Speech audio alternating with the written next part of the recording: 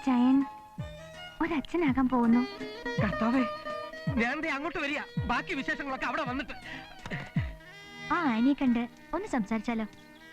എന്നും അവളുടെ നന്മയെ ആഗ്രഹിക്കുന്ന ഒരാളിന് ഈ ഒരു സാക്രിഫൈസും കൂടി ആവാം. നന്മയ്ക്ക് എന്ത് വില? അല്ലെങ്കിൽ തന്നെ ഞാൻ കൈവെക്കുന്നതെല്ലാം പ്രശ്നത്തിലാ. ഞാൻ പറയുന്നൊന്നും മനസ്സിലാവാഞ്ഞിട്ടല്ല. വെളുക്കാൻ തേച്ചത് പാണ്ടാകുമെന്ന് എന്റെ പേടി.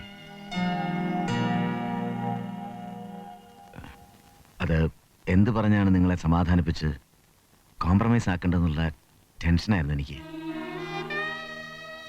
ഇത്തരമൊരവസ്ഥയിൽ ഒറ്റയ്ക്ക് എത്ര നാൾ പിടിച്ചു നിൽക്കാനും ജീവിക്കാനും കഴിയും?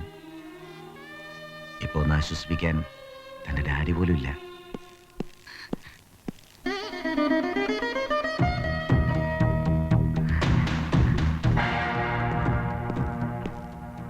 ഇവനെന്താ ഇവിടെ കാര്യം? അത് നിങ്ങൾ തമ്മിലുള്ള... ഞാൻ എന്റെ ഭാര്യയോടാണ് ചോദിച്ചത്, തന്നോടല്ല. പ്ലീസ് വേണ്ട, എനിക്കെല്ലാം മനസ്സിലായി. പഴയ കാമുകനെ വിളിച്ച് തൽക്കരിച്ചതാ അല്ലേ? This is too much. വെറുതെ ബഹളം കൂട്ടി ആളുകളൊക്കെ ഉണ്ട് അതും ഇതും പറയിക്കരുത്. ഒരു സീൻ ഉണ്ടാക്കരുത്. ഉണ്ടാക്കിയ നീ എന്ത് ചെയ്യും? നിന്റെ മസിൽ പവറും അധികാരമൊക്കെ അങ്ങ് ഡിപ്പാർട്ട്മെന്റ് മതി. You are crossing the limit. എന്ത് ലിമിറ്റ്? ഒരു ലിമിറ്റും ഇല്ല.